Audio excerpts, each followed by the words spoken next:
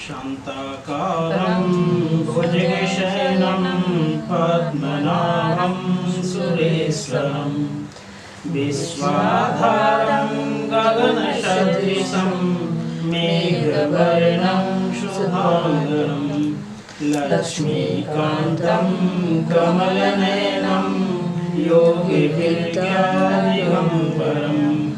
वन्दे विष्णु भवभयहरणं सर्वलोकैकनाथं।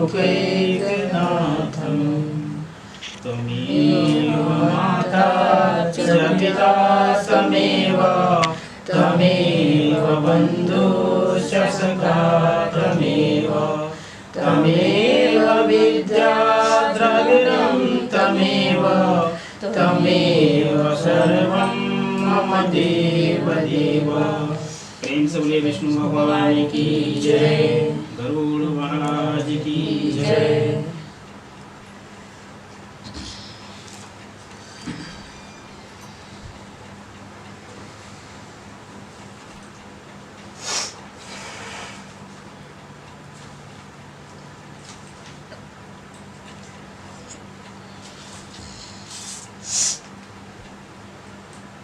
आज 8वां अध्याय।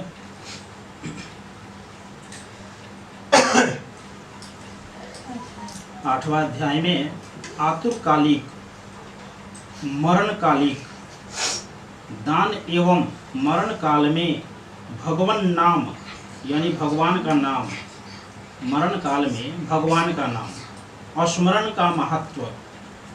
स्मरण मतलब भगवान के याद करके महत्व। अष्ट महादानों का फल, 8 गो महादान होला, अष्ट महादान ओकरे के बोले जाला, ओकर फल तथा धर्माचरण की महिमा, धर्म के आचरण के महिमा। अब इस सब के आज हमने के जानकारी के लिए ओकर कथा वाचन हुई। आमुष्मिकी क्रिया सर्वा वदसो कृतानं मम कर्तव्याशा यथा पुत्रे अस्तता च कथय प्रभु।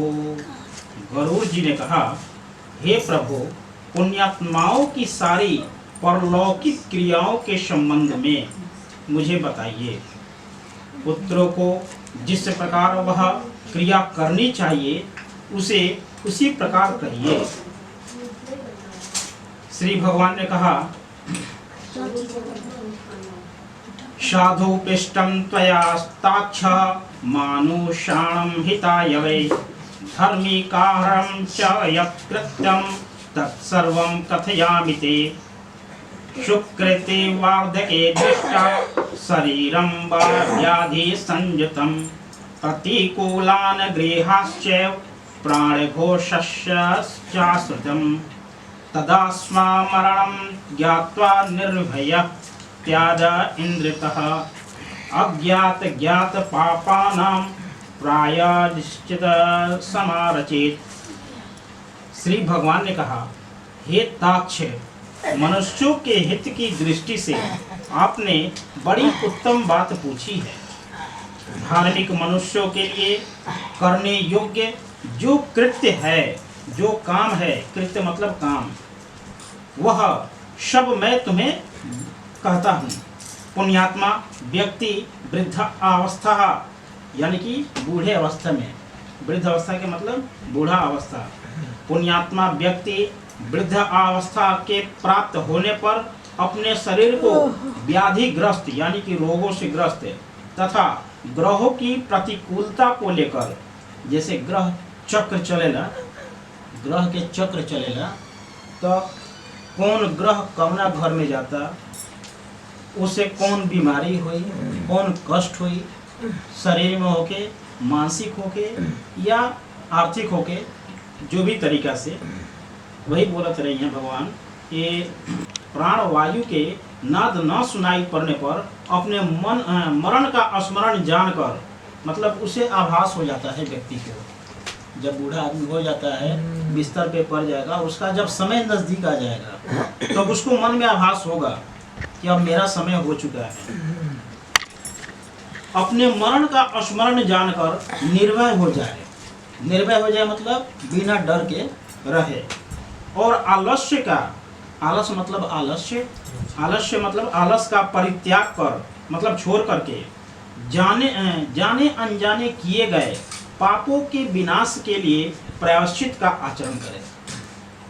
जाने अनजाने में जो भी गलती हो जाता है उसको प्रायश्चित करना चाहिए, उसके लिए, उस पापों के लिए जो विनाश, जो पाप हम लोगों ने किया है जिंदगी में, जन्म से लेकर के और बिस्तर पे पड़ने तक जो भी पाप हम लोगों ने किया है उसके प्रायश्चित का आचरण करें। जब आतुरकाल उपस्थित हो जाए तो स्नान करके शालग्राम स्वरूप, शालग्राम भगवान विष्णु के बोला जाला, जो पत्थर होला शालग्राम, ब्लैक कलर के या वाइट कलर के भी होला, तो सफ़ेद शालिग्राम या ब्लैक मतलब काला शालिग्राम, ये शालिग्राम के वो शालग्राम स्वरूप भगवान विष्णु की पूजा कराएं। गंध, पुष्प, कुमकुम, तुलसी दल, धूप, दीप तथा बहुत से मोदक आदि नैवेद्य को समर्पित करके भगवान की अर्चना करें। भगवान विष्णु के जब शालग्राम के पूजा होला, पत्थर जो शालग्राम होला, उनमें अक्षत ना डाला जाला, ध्यान रखिए। जब भी पूजा होला ऊपर तो उनमें अक्षत के उपयोग ना होला, फूल वगैरह नैवेद्य सब कुछ डालिए लेकिन अक्षत के प्रयोग ना होला में। और विप्रो को दक्षिणा देकर, विप्रो मतलब हाँ, और विप्रो को दक्षिणा देकर, जो ब्राह्मण है उनको दक्षिणा देकर नैवेद्य का ही भोजन कराए तथा अष्टाक्षर अथवा द्वादाक्षर यानी कि 8 अक्षर या 10 अक्षर का मंत्र का जाप करें। भगवान विष्णु और शिव के नाम का स्मरण करें और सुने। भगवान का नाम कानों से सुनाई पड़ने पर वह मनुष्य के पाप को नष्ट करता है। यही से कहल जाला जे बिस्तर पे पड़ गइल बा, जेकर अंतिम समय चलता, अंतिम सांस चलता, ओकरा खातिर ब्राह्मण बुला करके या अपने से भी बैठ करके रामायण के पाठ करेला ना, गीता के पाठ करी या भगवान के नाम जपी, राम राम नाम जपी, वो सब करिएगा।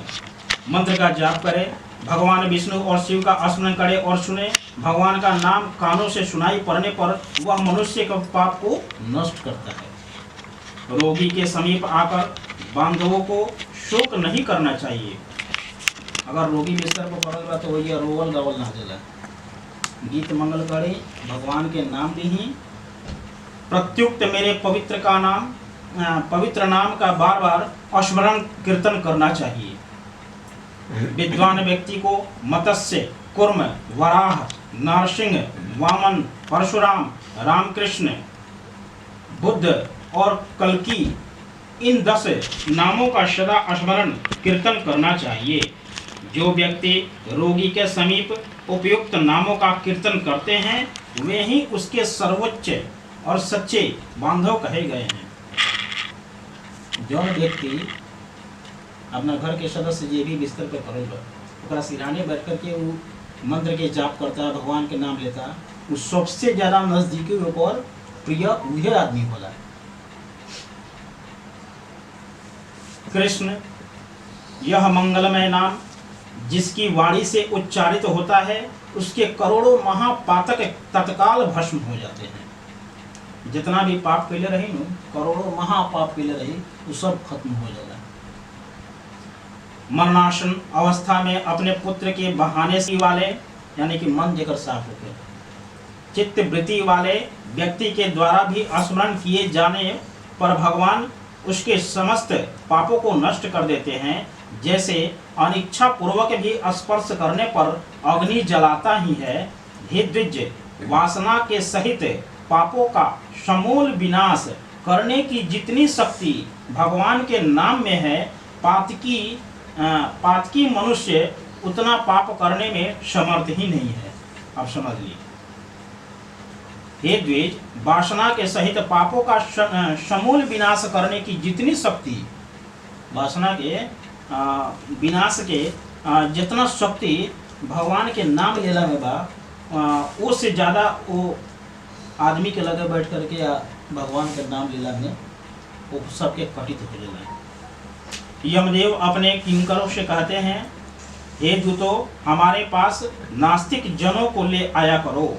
भगवान के नाम का स्मरण करने वाले मनुष्यों को मेरे पास मत लाया करो, क्योंकि मैं स्वयं अच्युत, केशव, राम, नारायण, कृष्ण, दामोदर, वासुदेव, हरि, श्रीधर, माधव, गोपिका वल्लभ, जानकी नायक, रामचंद्र का भजन करता हूँ।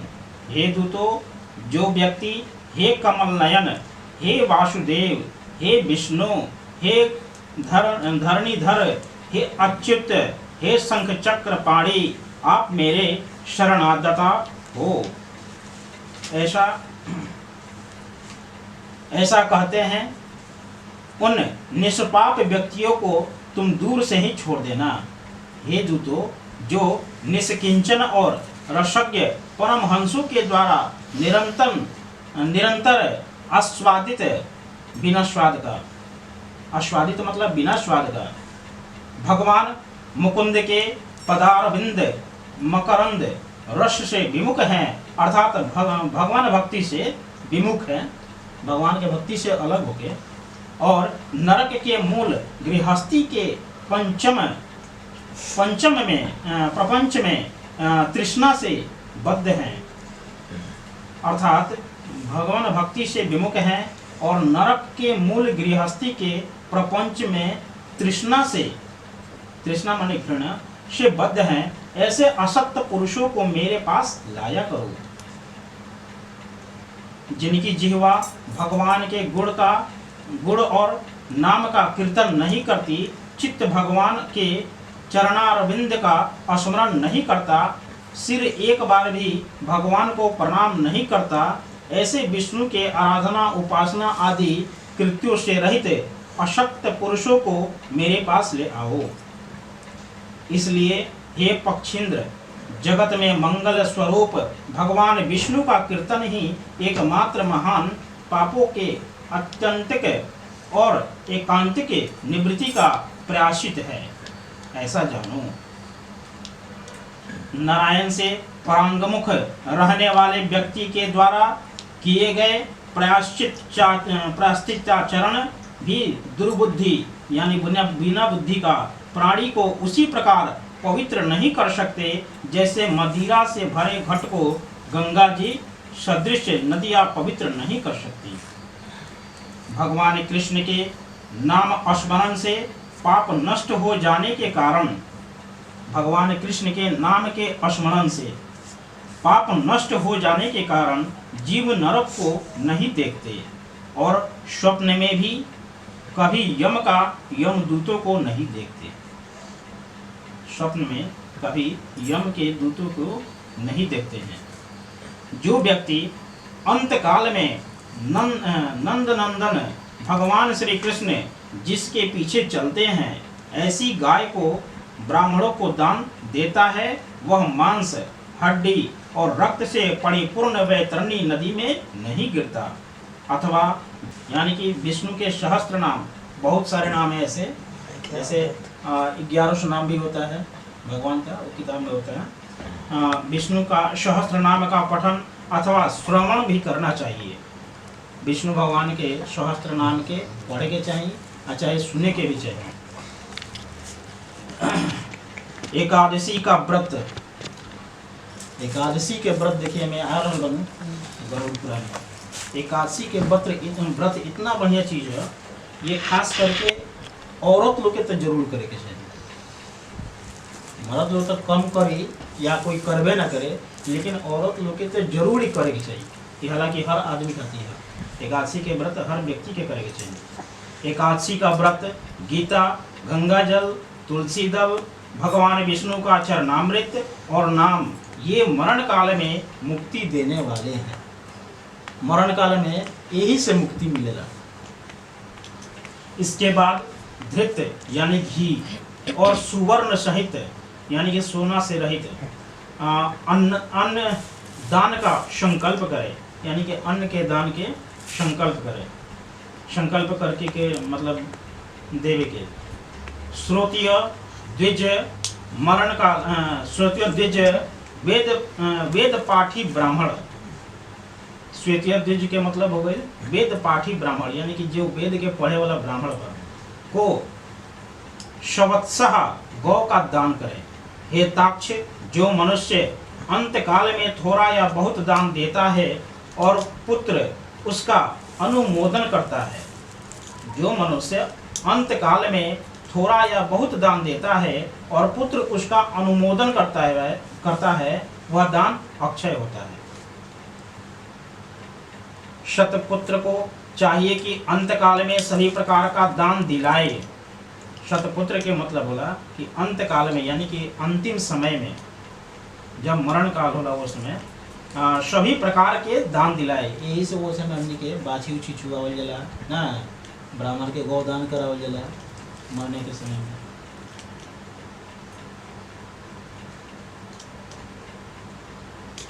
लोक में धर्मज्ञ पुरुष इसीलिए पुत्र के लिए प्रार्थना करते हैं। यही से प्रार्थना कर जाला कि चला भाई पुत्र मिले, बेटा मिले कि वो ओकरा के तारे। भूमि पर स्थित आधी आंख मुदे हुए पिता को देखकर पुत्रों को उनके द्वारा पर्व संचित धन के विषय में तृष्णा नहीं करना चाहिए, यानी कि घृणा ना करी जाए। तृष्णा मतलब घृणा। शतपुत्र के द्वारा दिए गए दान से जब तक उसका पिता जीवित हो तब तक और फिर मृत्यु के अनंतर अतिवाहिक शरीर से भी परलोक के मार्ग में वह दुख नहीं प्राप्त करता। आतुर काल और ग्रहण काल, इन दोनों कालों में दिए गए दान का विशेष महत्व है। इसलिए तिल आदि अष्टदान अवश्य देने चाहिए।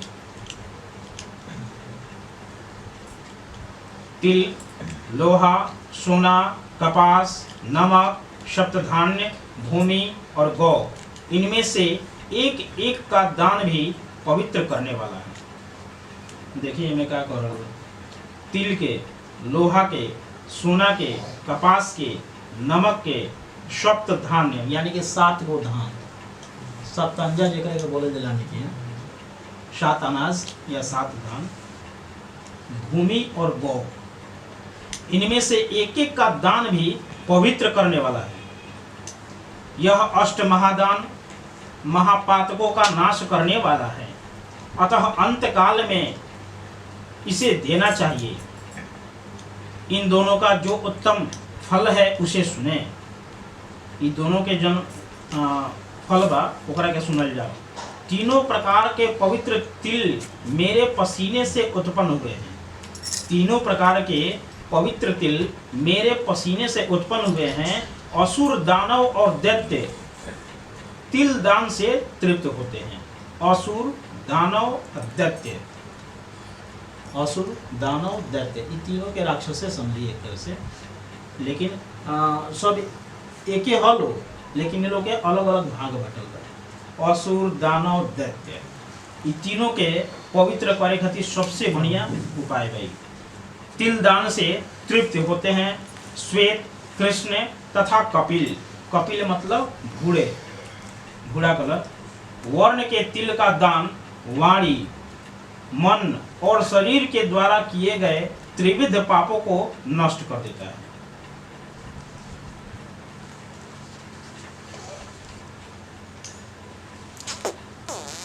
सप्तधान्य जौन होला ओमे धान, जौ, गेहूं, मूंग, उड़द, काकून या कंगुनी और 7वां चना, इस 7 गो जौन अनाज बा एकरा के सप्तधान्य बोला जाला। लोहे का दान भूमि में हाथ रख कर देना चाहिए। भूमि में मतलब जमीन पर हाथ रख करके तब लोहा के दान करे के चाहिए। ऐसा करने से वह जीव यम सीमा को नहीं प्राप्त होता और यम मार्ग में नहीं जाता। पाप कर्म करने वाले व्यक्तियों का निग्रह करने के लिए यम के हाथ में कुल्हाड़ी, मूसल, दंड, तलवार तथा छुरी शस्त्र के रूप में रहता है। यमराज के आयुधों को संतुष्ट करने के लिए यह लोहा का दान कहा गया है। समझ में आ रहा है? इसलिए यमलोक में सुख देने वाले लोह दान को करना चाहिए। उरण, श्यामसूत्र मनुष्य, भूत, प्रेत तथा देवगण संतुष्ट होते हैं। ब्रह्मा आदि देवता, ऋषिगण तथा धर्मराज के सभासद स्वर्ण दान से संतुष्ट होकर वर प्रदान करने वाले होते हैं।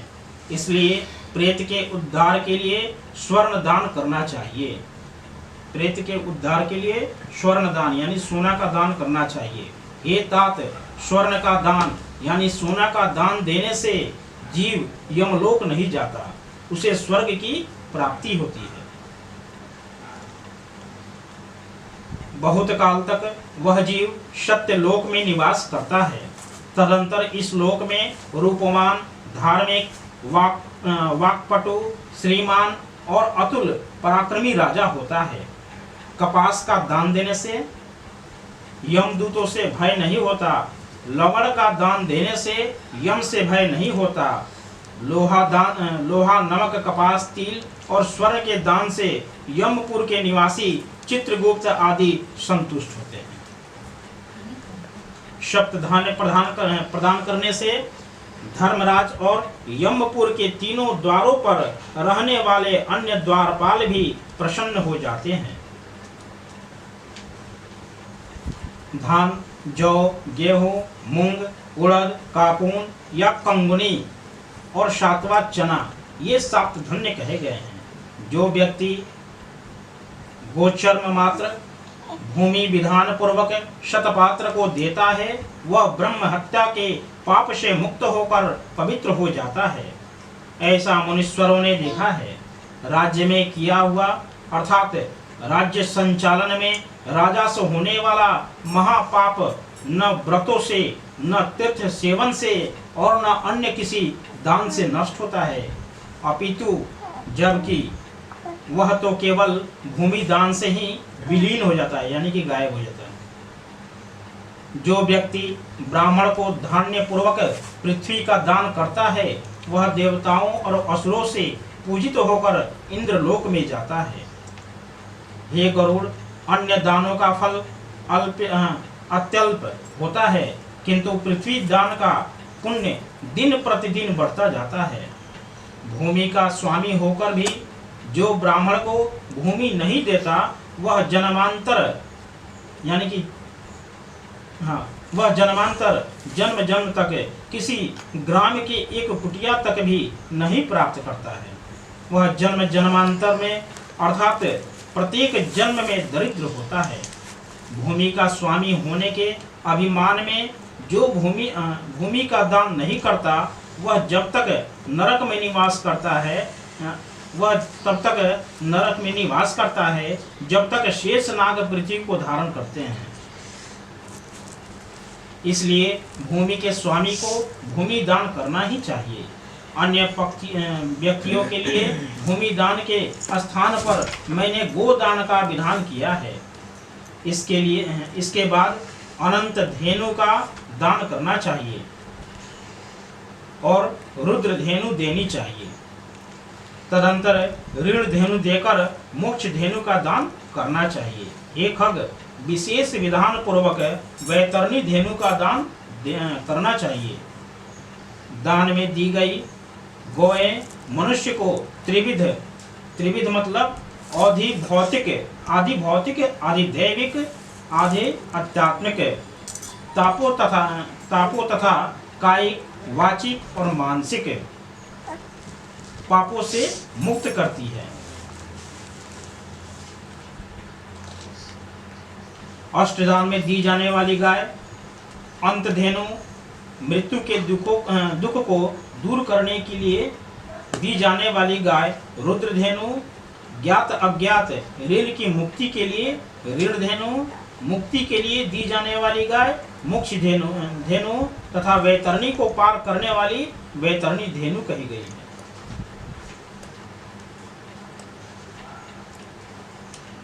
बाल्यावस्था में यानी कि बचपन में, कुमारावस्था में, बचपन अवस्था कहल जाला, जैसे वो बच्चे जना के बुद्धि, शरीर, मन और वाणी से जो जो पाप किए हैं, वे सभी पाप तपस्या और सदाचार से युक्त वेद विद्य ब्राह्मण को उपस्कर युक्त यानी कि दान सामग्री सहित सवत्सा और दूध देने वाली कपिला गौ के एक बार दान देने से नष्ट हो जाता है।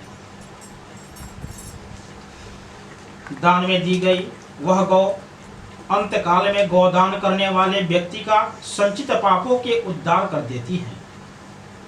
स्वस्थ चित्तावस्था में दी गई एक गौ आतुरावस्था में दी गई 100 गौ और मृत्यु काल में चित्त विवर्जित व्यक्ति की द्वारा दी गई 1000 गौ का मरणोत्तर काल में दी गई विधि पूर्वक 1,00,000 गौ के दान का फल बराबर ही होता है। यहाँ स्वास्थ्यावस्था में गौदान करने का विशेष महत्व बतलाया गया है। तीर्थ में शतपात्र को दी गई एक गौ का दान 1,00,000 गोदान के तुल्य होता है।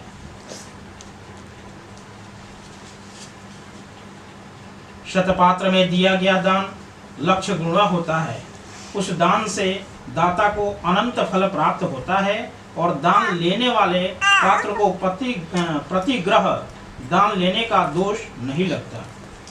स्वाध्याय और होम करने वाला तथा दूसरे के द्वारा पकाए गए अन्न को न खाने वाला अर्थात स्वयं पाकी ब्राह्मण रत्नपूर्ण पृथ्वी का दान लेकर भी प्रतिग्रह दोष से लिप्त नहीं होता है। विष और शीत को नष्ट करने वाले मंत्र और आग भी क्या दोष के भागी होते हैं? अपात्र को दी गई वह गौ दाता को नरक ले जाती है और अपात्र प्रतिग्रहिता को 101 पीढ़ी के पुरुषों के सहित नरक में गिराती है। इसलिए अपने कल्याण की इच्छा करने वाले विद्वान व्यक्ति को अपात्र को दान नहीं देना चाहिए। अपात्र मतलब जे ओकर पात्र देखे। एक गौ एक ही ब्राह्मण को देनी चाहिए। बहुत ब्राह्मणों को एक गौ कदापि नहीं देना चाहिए। अब एक ही गाय बा तो एक के ब्राह्मण को देवे चाहिए। ये नहीं कि एगो गाय देने को कि हम बांट लिए, ऐसे नहीं। एगो गाय में सब कोई ना बांटे, एगो गाय एक ही आदमी के दिए। वे बता रहे भैया कि एक गाय एक ही व्यक्ति को दे। स्वाध्याय और होम करने वाले तथा दूसरों के द्वारा पकाए गए अन्न को न खाने वाला अर्थात स्वयंपाक की ब्राह्मण रक्तपूर्ण पृथ्वी का दान लेकर भी प्रतिग्रह दोष नहीं लिप्त होता। विष और शीत को नष्ट करने वाले मंत्र और आग भी क्या दोष के भागी होते हैं? अपात्र दी गई वह गौ दाता को नरक ले जाती है और अपात्र मतलब जो उसके पात्र नहीं है, प्रतिग्रहिता को 101 पीढ़ी के पुरुषों के सहित नरक में गिराती है। इसलिए अपने कल्याण की इच्छा करने वाले विद्वान व्यक्ति को अपात्र को दान नहीं देना चाहिए। एक गौ एक ही ब्राह्मण को देनी चाहिए। बहुत ब्राह्मणों को एक गौ कदापि नहीं देनी चाहिए। वह गौ यदि बेची गई अथवा बांटी गई तो 7 पीढ़ी तक के पुरुषों को जला देती है। हे खगेश्वर, मैंने तुमसे पहले बैतरणी नदी के विषय में कहा था। उसे पार करने के उपाय भूत यानी बैतरणी गोदान के विषय में भी मैं तुमसे कहता हूँ। काले अथवा लाल रंग की गौ को सोने की सींग, काले अथवा लाल रंग की गौ को सोने के सींग, चांदी के खुर और कांसे के पात्र की दोहनी के सहित 2 काले रंग के वस्त्रों से आच्छादित करें। उसके कंठ में घंटा बांधे, तब कपास के ऊपर वस्त्र सहित ताम्र पात्र को स्थापित करके वहां लौह दंड सहित सोने की यम मूर्ति भी स्थापित करें और कांसे के पात्र में धृत रखकर तब पात्र में धृत रखकर या धृत मतलब घी रखकर यह सब ताम्र पात्र के ऊपर में रख दें। ईख की नाव बनाकर, ईख जो गन्ना होता है उसका नाव बनाकर और रेशमी सूत्र से उसे बांधकर भूमि पर गड्ढा खोदे एवं उसमें जल भरकर वह ईख की नाव उसमें डाले। कोई कीड़ा मकोड़ा मत मरिए।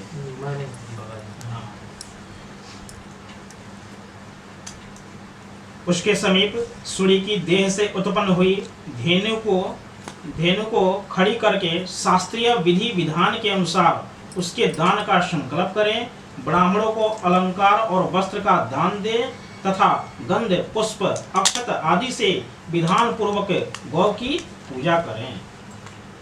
गौ की पूंछ को पकड़ करके ईख की नाव पर पैर रख कर ब्राह्मण को आगे करके इस मंत्र को पढ़ें। ये मंत्र यहाँ पे, हे जगन्नाथ, हे शरणागत वत्सल को नमस्कार है। वैतरणी धेनु, हे देवशी, यम द्वार के महामार्ग में वैतरणी नदी को पार कराने के लिए आप मेरी प्रतीक्षा करना, आपको नमस्कार है। मेरे आगे भी गौवें हों, मेरे पीछे भी गौवें हों, मेरे हृदय में भी गौवें हों और मैं गौओं के मध्य में निवास करूं।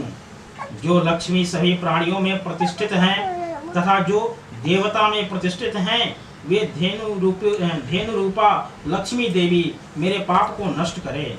इस प्रकार मंत्रों से भली भांति प्रार्थना करके हाथ जोड़कर गौ और यम की प्रदक्षिणा करके सब कुछ ब्राह्मणों को प्रदान करे। हे खग, इस विधान से जो वैतरणी धेनु का दान करता है वह धर्म मार्ग से धर्मराज की सभा में जाता है।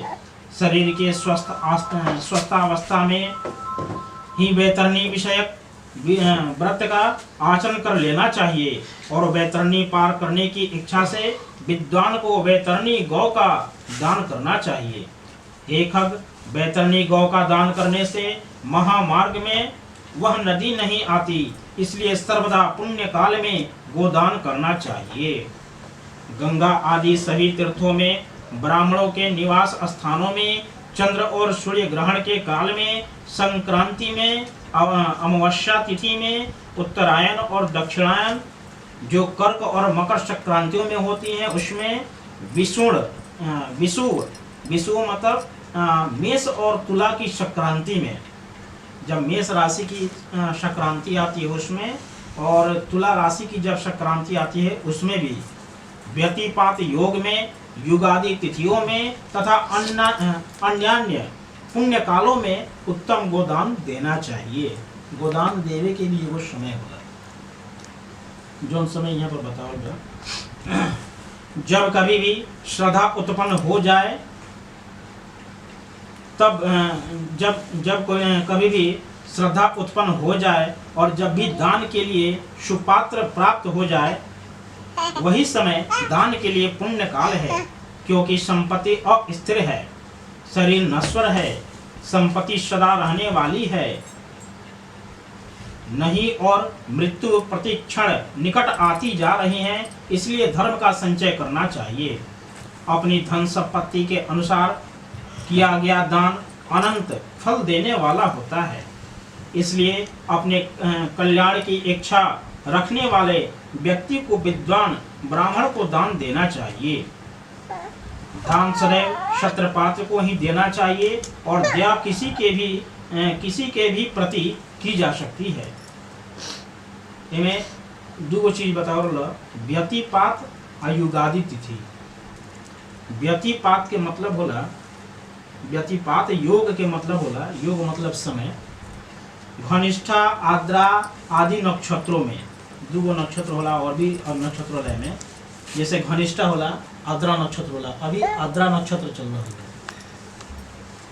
घनिष्ठा, आद्रा आदि नक्षत्रों में चंद्रमा के रहने पर रविवार को पड़ने वाली अमावस्या, ओकरे के व्यतिपात योग बोलल जाला। आ युगादि तिथि बोलल जाला। युग के आरंभ की तिथि युगादि तिथि कहलाती है। सतयुग की प्रारंभिक तिथि वैशाख शुक्ल पक्ष के तृतीय तिथि। त्रेता की आरंभिक तिथि कार्तिक शुक्ल पक्ष के। धर्म को न जानने के कारण व्यक्ति संसार में दुख पूर्वक जन्म लेता है और मरता है। केवल धर्म के सेवन में ही मनुष्य जीवन की सफलता है। धन पुत्र पत्नी आदि बांधव मतलब भाई, और यह शरीर भी सब कुछ अनित्य है। इसलिए धर्म आचरण करना चाहिए। जब तक मनुष्य जीता है तभी तक बंधु बांधव और पिता आदि का संबंध रहता है। मरने के अनंतर तक क्षण मात्र में संपूर्ण स्नेह संबंध निवृत्त हो जाता है, यानी कि खत्म हो जाता है। जीवितावस्था में अपना आत्मा ही अपना बंधु है, ऐसा बार बार विचार करना चाहिए। मरने के अनंतर कौन उसके उद्देश्य से दान देगा, ऐसा जानकर अपने हाथ से ही सब कुछ दान देना चाहिए। ये ना कि दूसरे को बोलो हाँ तू दान दे दियो, ऐसे ना करके चाहिए। जहाँ भी दान देगा अपना हाथ से दान देना, काहे कि आत्मा ही साथ जाला, दूसरा कोई साथ ना दे। मृत्यु के पश्चात कोई भी उसके लिए दान नहीं देगा। मृत शरीर को काठ और ढेले के समान पृथ्वी पर छोड़कर बंधु बांधव विमुख होकर लौट जाते हैं। केवल धर्म ही उसका अनुगमन करता है, माने कि ओकरा साथे धर्मे जल। धन संपत्ति घर में ही छूट जाती है, सभी बंधु बांधव शमशान में छूट जाते हैं, किंतु प्राणी के द्वारा किया हुआ शुभाशुभ कर्म परलोक में उसके पीछे पीछे जाते हैं। नहीं, कितना बढ़िया बात है। धन संपत्ति घर पर ही छूट जाती है, सभी बंधु बांधव शमशान में ही छूट जाते हैं। लाश जलेला हमने के वही रहेगा, तो चल जाला जाए वाला चल गई, किंतु प्राणी के द्वारा किया हुआ शुभाशुभ कर्म परलोक में उसके पीछे पीछे जाता है। ओकर कर्मे ओकरा संगे संगे शरीर आग से जल जाता है, किंतु किया हुआ कर्म साथ में रहता है। प्राणी जो कुछ पाप अथवा पुण्य करता है उसका वह सर्वत्र भोग प्राप्त करता है। इस दुख पूर्वक संसार सागर में कोई भी किसी का बंधु नहीं है। इस दुख पूर्ण संसार सागर में कोई भी किसी का बंधु यानी कि भाई नहीं है।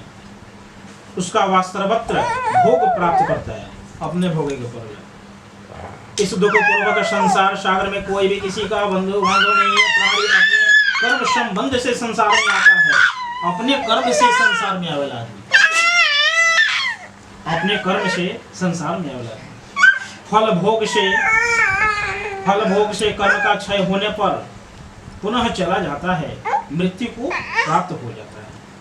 माता पिता पुत्र भाई बंधु और पत्नी आदि का परस्पर मिलन प्याऊ पर एकत्र हुए जंतु के समान अथवा नदी में बहने वाले काष्ठ समूह के समान नितांत निश्चय चंचल अर्थात अस्थिर है।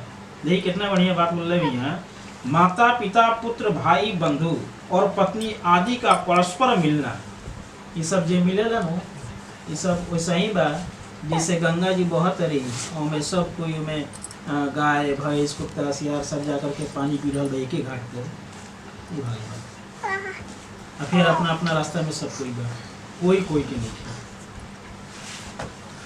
इस दुख पूर्वक संसार में कोई भी किसी का बंधु नहीं है। प्राणी अपने कर्म बद्ध से संसार में आता है और फल को भोगते हुए कर्म का क्षय होने पर पुनः चला जाता है। माता पिता पुत्र भाई बंधु और पत्नी आदि का परस्पर मिलन प्याऊ पर एकत्र हुए जंतुओं के समान अथवा नदी में बहने वाले काष्ठ समूह के समान नितांत चंचल अर्थात अस्थिर है। पानी में जब कोनो लकड़ी बहेला तो कबो ने जाई कबो ने जाई, सीधा चलबे नहीं करे, कोई रुक जाई कोई बहते चल गई। वैसे ही किसके पुत्र किसके पौत्र किसकी भार्या और किसका धन, संसार में कोई किसी का नहीं है, इसलिए अपने हाथ से स्वयं दान देना चाहिए। जब तक धन अपने अधीन है तब तक ब्राह्मण को दान कर दे, क्योंकि धन दूसरे के अधीन यानी कि पढ़ाया, दूसरों के अधीन मतलब पढ़ाया हो जाने पर तो दान देने के लिए कहने का उत्साह साहस भी नहीं होगा। पूर्व जन्म में किए हुए दान के फलस्वरूप यहाँ बहुत सारा धन प्राप्त हुआ है, इसलिए ऐसा जानकर धर्म के लिए धन देना चाहिए। धर्म से अर्थ की प्राप्ति होती है, धर्म से काम की प्राप्ति होती है और धर्म से ही मोक्ष की भी प्राप्ति होती है, इसलिए धर्माचरण करना चाहिए। धर्म श्रद्धा से धारण किया जाता है, बहुत सी धनराशि से नहीं। अकिंचन मुनिगर भी श्रद्धावान होकर स्वर्ग को प्राप्त हुए हैं। जो मनुष्य पत्र, पुष्प, फल अथवा जल मुझे भक्ति भाव से समर्पित करता है, उस संयतात्मा के द्वारा भक्ति पूर्वक दिए गए पदार्थों को मैं प्राप्त करता हूँ। इसलिए विधि विधान पूर्वक अवश्य ही दान देना चाहिए, थोड़ा हो या अधिक, इसकी कोई गणना नहीं करना चाहिए। अब थोड़ा हो या ज्यादा हो, दान ही होता है। दान थोड़ा करी चाहे ज्यादा करी, दान दाने वाला पर गिनती ना करिएगा। जो पुत्र पृथ्वी पर परे हुए आतुर पिता के द्वारा दान दिलाता है, वह धर्मात्मा पुत्र देवताओं के लिए भी पूजनीय होता है। माता पिता के निमित्त जो धन के द्वारा शतपात्र को समर्पित किया जाता है, उसके पुत्र पौत्र और प्रपौत्र के साथ वह व्यक्ति स्वयं भी पवित्र हो जाता है। पिता के उद्देश्य से किए गए दान से 100 गुना, माता के उद्देश्य से किए गए दान से 1000 गुना, बहन के उद्देश्य से किए गए दान से 10,000 गुना और सहोदर भाई के निमित्त किए गए दान से अनंत गुना पुण्य फल प्राप्त होता है। दान देने वाला उपद्रवग्रस्त नहीं होता, उसे नरक यातना नहीं प्राप्त होती और मनुष्य में उसे यमदूतों से भी कोई भय नहीं होता। हे खग, यदि कोई व्यक्ति लोभ से आतुर काल में दान नहीं देते, ये कंजूस प्राणी पापी मरने के अनंतर शोक मग्न होते हैं। आतुर काल में आतुर के उद्देश्य से जो पुत्र पौत्र सहोदर भाई सगोत्री और सुहृजन दान नहीं देते, वे ब्रह्म हत्यारे हैं, इसमें संशय नहीं है। इस प्रकार गरुड़ पुराण के अंतर्गत शब्दद्वार में आतुर दान निरूपण नामक 8वां अध्याय पूरा हुआ। प्रेम से बोलिए विष्णु भगवान की जय। अब हम लोग 9वां अध्याय सुनेंगे। इसमें है मरणासन व्यक्ति के निमित्त किए जाने वाले कृत्य, यानी कि मरण आसन पे जो व्यक्ति रहते हैं उसके द्वारा किए जाने वाले ये अपराजिता है ना, अपराजिता है ना, विष्णु भगवान ये सफेद में जल्दी मिलबो ना करे। हाँ ना मिलेला, फिर मोगे में मिल रहे छे। ये रखो हाँ ये रखो। सफेद अपराजिता बहुत कम मिलेला, नीला मिल जाए। अब हमें मरणासन व्यक्ति के निमित्त किए जाने वाले कृत्य यानी कि काम को हम लोग समझेंगे, कहाँ क्या कैसे बताया गया है। कथितम भवता सम्यग्दान मातुरकालिकम म्रियमाणस्य यत्कृतं तादे दाने वद प्रभो।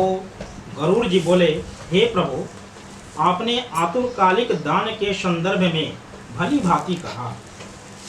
अब म्रियमाण यानी कि मरणासन व्यक्ति के लिए जो कुछ करना चाहिए उसे बताइए। श्रेणुताक्ष प्रवक्ष्यामि देहत्यागस्य द्विधितम् मृतायेन विधायेन सद्गति यान्ति मानवः कर्मयोगागदादिः मुञ्च यत्र निजं बभुः तुलसी सन्निधो कुर्यान् मंडलम गोयामेयतु। श्री भगवान ने कहा, हे ताक्ष, जिस विधान से मनुष्य मरने पर सदगति प्राप्त होती है या सदगति प्राप्त करते हैं, शरीर त्याग करने की उस विधि को मैं कहता हूँ सुनो। कर्म के संबंध से जब प्राणी अपना शरीर छोड़ने लगता है तो उस समय तुलसी के समीप गोबर से एक मंडल की रचना करनी चाहिए। वहाँ उस मंडल के ऊपर तिल बिखेर कर यानी कि तिल छीट करके कुशा को बिछाएं। तदंतर यानी उसके बाद उसके ऊपर श्वेत वस्त्र यानी कि सफेद वस्त्र के आसन पर शालग्राम शिला को स्थापित करें। वही शालग्राम शिला, श्वेत वस्त्र के आसन पर शालग्राम शिला को स्थापित करें। जहाँ पाप दोष और भय को हरण करने वाली शालग्राम शिला विद्यमान है, उसके सन्निधान में मरने से प्राणी की मुक्ति सुनिश्चित होती है। देखिए, हमने के सत्यनारायण कथा जब करेला तो हमें विष्णु भगवान के मुख्य पूजा हो। सत्यनारायण कथा में विष्णु भगवान के मुख्य पूजा हो। वो पूजा में जब तक सालग्राम के पूजा ना होके तो वो शुद्ध देखे। सालग्राम के जब तक उनमें पूजा ना होगे तो वो शुद्ध देखे। अब हम अइबे कहनी कथा का सालग्राम बोले नहीं भर, जब तक हम लेकर के नाम तब तक कथा शुरू नहीं करें। शालिग्राम विष्णु शालिग्राम को उयो हो कि काला कलर ये नेपाल को काली गण्डकी नदी में तुलसी गाछ में रख ले। हाँ वहाँ मिलेला बहुत हाँ हुए पावेला हाँ, शालिग्राम कौन संसार में कहीं ना पाए ना और मिलेला की चीज शालिग्राम चिल्लो चिल्लो कालो पत्थर पत्थर हुन्छ कि मैंने सबसे अधिक वहाँ मिलेला। हाँ नेपालमा शालिग्राम पत्थर माथि तुलसी गाछ पशुपति में में रख भी ले। हाँ, तुलसीमा हाँ, राख्छ वहाँ बहुत सारा मिलेला। हमरो लगे बानी सालग्राम। और लेके हमारे दादाजी जब पहले यूज करते ओकरा के भगवान के पूजा करते हैं बहुत पहले से। ले ले हाम्रो आएँ त अच्छा तो उस शालिग्राम के पूजा वहाँ के हमारे दादाजी करते हैं बहुत पहले से। लगभग वहाँ के उम्र 96 बरस की उम्र पहले तो वहाँ के गुजरनी लगभग हाँ 96 बरस के 7 साल पहले गुजरनी 96 बरस के गुजरनी। तब और वहाँ के जब 8 साल के रहनी नु तब से वहाँ के रखले रहनी शालिग्राम। वहाँ के 8 बरस के उम्र रहे तब से वहाँ के कहीं मिला रहे। अब हमारे याद नहीं उतना मालूम नहीं है। उस शालिग्राम के रखले रहनी तब से वहाँ के सत्यनारायण के पूजा जहाँ तहाँ करनी है। अपने घर में भोग उगले गई तुलसी से जैसे ओकरा बाद सब हमरा मिलल। वहाँ के गुजर नहीं है हमरा के दे के गई। हमरा घर में कोई पूजा पाठ ना करे ना सबे नास्तिक बन। नास्तिक मतलब समझ ली। अब ब्राह्मण बन तो ब्राह्मणी वृत्ति करी मान ली नौकरी चाकरी तो करते बनी लेकिन अपन गुण रखे के चाहिए। तो गुण तो अपन रोल रखे नहीं लोग घर के और कोई गुण ना नहीं। चीज हम एगो बानी सिंगल जोन के हम सब कुछ में निपुण बनी। पढ़ल लिखल भी बनी, हम ग्रेजुएशन के लिए बनी, नौकरी बहुत जगह के लिए बनी, अब ब्राह्मण वृत्ति भी करते हैं सब कुछ बा। तो आपन कर्म ना छोड़े के सबसे बड़ी बात। तो उस शालिग्राम भगवान के हम पूजा कर रहे बनी यानी कि वो चल रहा बा। शालिग्राम के पूजा कोई बहुत बढ़िया चीज़ है। आ जहाँ भी शालिग्राम के रखल जला वहाँ भोग लागे चाहिए नित्य सुबह शाम भोग आदमी लागे जब चाहिए। मर्छ नि त्यहाँनिर गङ्गाजल तुलसी शालिग्राम हाँ, राख्छ त्यो सफेद शालिग्राम कपड़ा रख छुवाउँदैन के, हाँ, शालिग्राम ना छुवाई ना छुए फेरि के, शालिग्राम फेरि पूजा कोठामै त्यो तुलसी चौरा में राख्नु सफेद कपड़ा रख करके और ओकरा ऊपर में शालिग्राम रख करके तब ओकर पूजा करके चाहिए। तो मैं कहता जहाँ पाप दोष और भय को हरण करने वाली सालग्राम शिला विद्यमान है उसके सन्निधान में मरने के प्राणी की मरने से वह घर तीर्थ स्वरूप ही है। देखिए यहाँ बात आ गई। जिसके घर में तुलसी वृक्ष के लिए स्थान बना हुआ है वह घर तीर्थ स्वरूप है। वहाँ यम के दूत प्रवेश नहीं करते। तुलसी की मंजरी से युक्त होकर जो प्राणी अपने प्राणों का परित्याग करता है वह सैकड़ों पापों से युक्त हो तो भी यमराज उसे देख नहीं सकते। तुलसी के दल को मुख में रखकर तिल और पुष्प के आसन पर मरने वाले व्यक्ति पुत्रहीन हो तो भी निसंदेह विष्णुपुर को जाता है। अब देख ली कितने बढ़िया बातें बोलेगा। पुत्रहीन जेकरा अगर बेटा नहीं के पुत्रहीन बेटा बेटी कोई ना हो गए। पुत्रहीन के मतलब ये भाई पुत्रहीन अगर होके ओकरा के अगर नीचे अगर कुश के चटाई बिछा दल जाओ मुंह में तुलसी के जल दल जाओ मरे के समय में तो सीधे विष्णु भगवान के प्राप्त करेगा। विष्णुपुर में चले जाए। कुश के या तुलसी के इतना मतलब भक्त भाव। तीनों प्रकार काले सफेद और भूरे 3 प्रकार के काला सफेद और भूरा के तिल कुश और तुलसी ये सब म्रियमाण प्राणी को दुर्गति से बचा लेते हैं। यतः मेरे पसीने से तिल पैदा हुए हैं अतः वे पवित्र हैं। असुर दानव और दैत्य तिल को देखकर भाग जाते हैं। हेताक्ष मेरे रोम से पैदा हुए दर्भ यानी कुश दर्भ बोला जला कुश के मेरी विभूति है इसलिए उसके स्पर्श से ही मनुष्य को स्वर्ग की प्राप्ति होती है। कुश बहुत बढ़िया चीज है। कुश के मूल में ब्रह्मा कुश के मध्य में जनार्दन और कुश के अग्रभाग में शंकर इस प्रकार तीनों देवता कुश में स्थित रहते हैं। यही से कुश के नाखून से नापो चाकू से काट सकते हैं नाखून से ऐसे नापो। यहाँ कुछ उखाड़े जला लो अमावस्या में देख ले बनी हम तो मंत्र ना भूली नहीं से जल्दी जल्दी उकार के लेके चल ई गलत बा ओकरा के लगावलो पाप हो जौन ब्राह्मण अगर मंत्र से ओकरा के नहीं उकारत तो वो बेकार बकूस वो छूट हो जाता। गोबर से लिपी हुई कुश बिछाकर संस्कार की हुई पृथ्वी पर आतुर मरणासन व्यक्ति को स्थापित करना चाहिए। अंतरिक्ष का परिहार करना चाहिए अर्थात चौकी आदि पर नहीं रखना चाहिए। नीचे ब्रह्मा विष्णु रुद्र तथा अन्य सभी देवता और हुताशन अग्नि ये सभी मंडल पर विराजमान रहते हैं, इसलिए मंडल की रचना करनी चाहिए। जो भूमि लेप रहित होती है अर्थात मल मूत्र आदि से रहित होती है वह सर्वत्र पवित्र होती है, किंतु जो भूमि भाग कभी लिपा जा चुका है या मल मूत्र आदि से दूषित है वहां पुनः लीपने पर उसकी शुद्धि हो जाती है।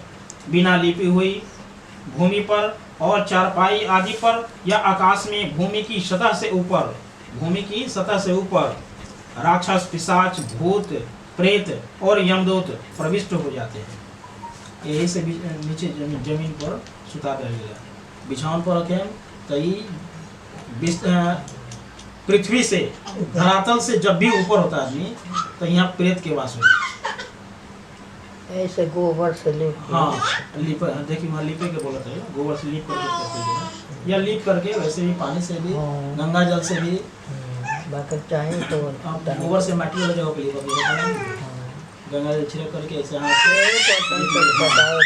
इसलिए लिपी हुई भूमि पर आतुर व्यक्ति को लिटाकर उसके मुख में स्वर्ण सोना और रत्न का प्रक्षेप करके शालग्राम स्वरूपी भगवान विष्णु का पदोदक देना चाहिए।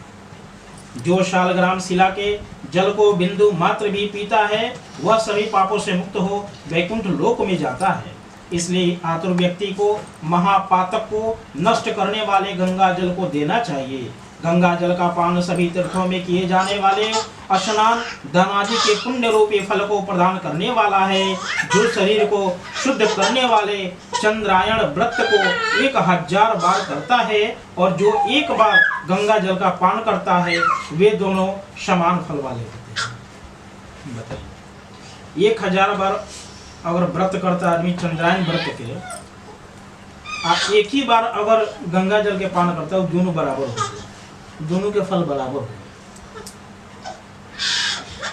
हेताक्ष अग्नि के संबंध से जैसे रुई की राशि नष्ट हो जाती है, अग्नि के संबंध से रुई की राशि नष्ट हो जाती है, उसी प्रकार गंगा जल से पातक भस्म सात हो जाते हैं।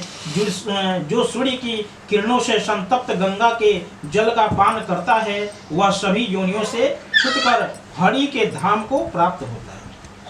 अन्य नदियां मनुष्य को जलावगाहन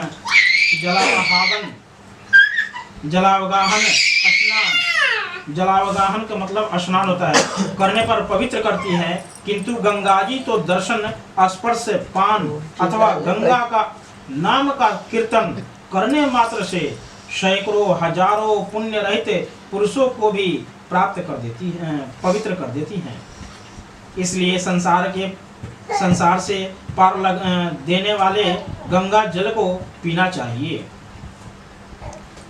जो व्यक्ति प्राणों के कंठगत होने पर गंगा गंगा ऐसा कहता है वह विष्णु लोक को प्राप्त होता है और पुनः भूलोक में जन्म नहीं लेता।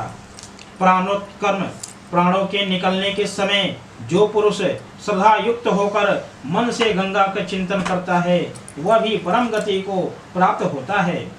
अतः गंगा का ध्यान, गंगा को नमन, गंगा का स्मरण करना चाहिए और गंगा जल का पान करना चाहिए। इसके बाद मोक्ष प्रदान करने वाली श्री मद्भागवत की कथा को जितना संभव हो उतना श्रवण करना चाहिए।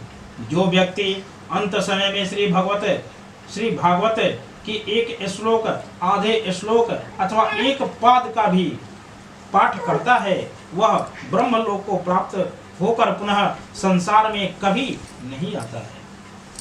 ब्राह्मण क्षत्रिय और वैश्य को मरण काल में वेद और उपनिषदों का पाठ तथा शिव और विष्णु की स्तुति से मुक्ति प्राप्ति होती है। एक प्राण त्याग के समय मनुष्य को अनशन व्रत यानी जल और अन्न का त्याग करना चाहिए, और यदि वह विरक्त विजन्मा हो तो उसे आतुर संन्यास लेना चाहिए। प्राणों के कंठ में आने पर जो प्राणी मैंने संन्यास ले लिया है ऐसा कहता है, वह मरने पर विष्णु लोक को प्राप्त होता है, पुनः पृथ्वी पर उसका जन्म नहीं होता। इस प्रकार हे खग, जिस धार्मिक पुरुष के आतुरकालिक पूर्वोक्त कार्य संपादित किए जाते हैं उसके प्राण ऊपर के छिद्रों से सुख पूर्वक निकलते हैं। मुख, दोनों नेत्र, दोनों नासिका रंध्र तथा दोनों कान, ये 7 ऊपर के द्वार यानी कि छिद्र हैं। इनमें से किसी द्वार से सुकृति यानी कि पुण्यात्मा के प्राण निकलते हैं और प्राणियों के प्राण तालु रंध्र से निकलते हैं। अपान से मिले हुए प्राण जब पृथक हो जाते हैं यानी अलग हो जाते हैं, तब प्राण वायु सूक्ष्म होकर शरीर से निकलता है। सूक्ष्म यानी छोटा होकर, प्राण वायु सूक्ष्म होकर छोटा होकर के शरीर से निकलता है। प्राण वायु रूपी ईश्वर के निकल जाने पर काल से आहत शरीर निराधार वृक्ष की भांति गिर पड़ता है। प्राण से मुक्त होने के बाद शरीर तुरंत चेष्टा शून्य, घृणित, दुर्गंध युक्त, अस्पृश्य और सभी के लिए अनिंदित हो जाता है। इस शरीर की कीड़ा, विष्ठा और भस्म रूप ये तीनों अवस्थाएं होती हैं। इसमें कीड़े पड़ते हैं, यह विष्ठा के समान दुर्गंध युक्त हो जाता है अथवा अंततः चिता में भस्म हो जाता है। इसलिए क्षण मात्र में नष्ट हो जाने वाले इस देह के लिए मनुष्यों के द्वारा गर्व क्यों किया जाए। पंचभूतों से निर्मित इस शरीर का पृथ्वी में लीन हो जाता है, जल तत्व जल में, तेजस तत्व तेज में और वायु तत्व वायु में विलीन हो जाता है। इसी प्रकार आकाश तत्व भी आकाश में लीन हो जाता है। सभी प्राणियों के देह में स्थित रहने वाला सर्वव्यापी शिव स्वरूपी नित्य मुक्त और जगत साक्षी आत्मा अजर अमर है। सभी इंद्रियों से युक्त और शब्द आदि विषयों से युक्त मृत व्यक्ति के देह से निकलता है। या निकला जीव कर्म कोष से समन्वित तथा काम और रागादि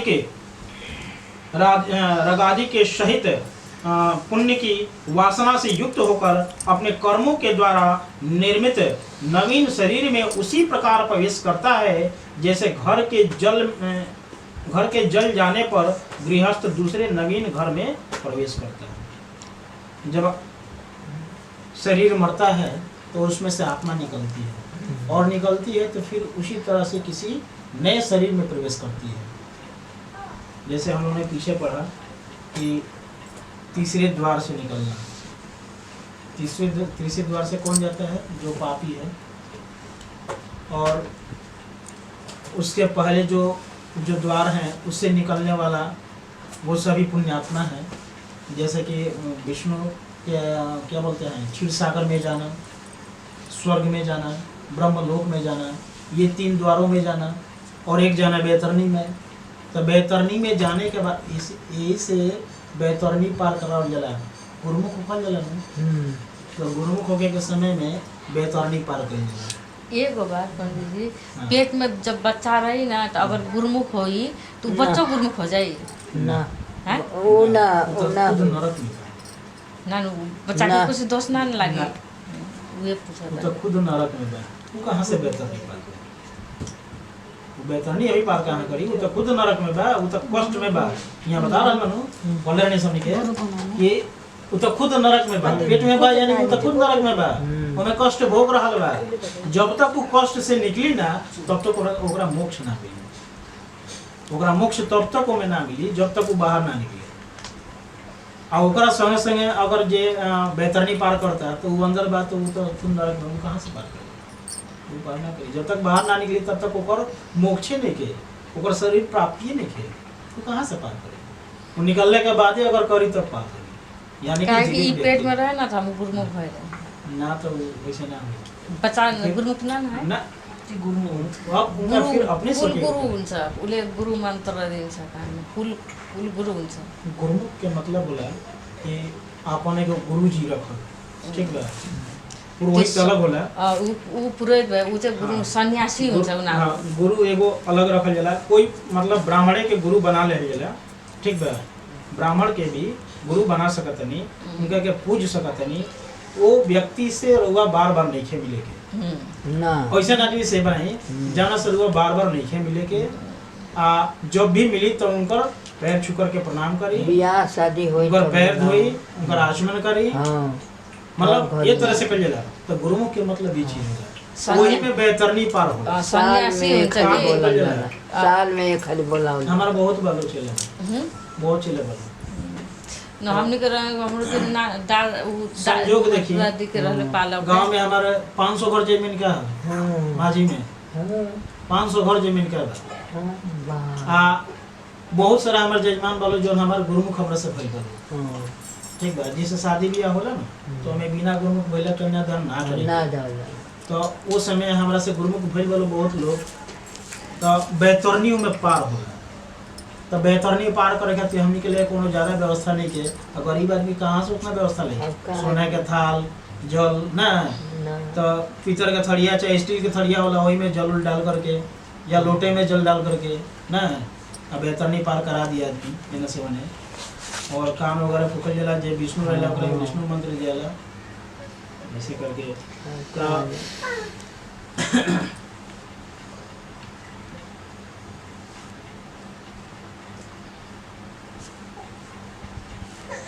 जब किंकिर जाल की मालाओं से युक्त विमान लेकर सुंदर चामरों से सुशोभित देवदूत आते हैं, धर्म के तत्व को जानने वाले बुद्धिमान धार्मिक जनों के प्रिय वे देवदूत कृत्य कृत्य जिस जीव को विमान से स्वर्ग ले जाते हैं, सुंदर दिव्य देह धारण करके, निर्मल वस्त्र यानी कि शुद्ध वस्त्र, माल्य धारण करके, सुवर्ण और रत्नादि के आभरणों से युक्त होकर वह महानुभाव जीवदान के प्रभाव से देवताओं से पूजित होकर स्वर्ग को प्राप्त होता है। जीवदान में देखिए कहता है वह महानुभाव जीवदान के प्रभाव से, यानी कि गौदान, जीवदान मतलब गौदान के प्रभाव से देवताओं से पूजित होकर स्वर्ग को प्राप्त करता है। इस प्रकार गरुड़ पुराण के अंतर्गत शरद्वार में म्रियमाकृत्य निरूपण नामक 9वां अध्याय पूरा होगा। प्रेम से बोलिए विष्णु भगवान की जय। शांताकारं भुजगशयनं पद्मनाभं सुरेशं विश्वाधारं गगनसदृशं मेघवर्णं शुभांगं लक्ष्मीकान्तं कमलनयनं योगिभिर्दिगम्बरं वन्दे विष्णु भवभयहरणं सर्वलोकैकनाथं। तमेव माता च पिता तमेव तमेव बन्धु सखा तमेव तमेव विद्या प्रगणं तमेव तमेव सर्वं मम देव देव। प्रेम से बोलिए विष्णु भगवान की जय।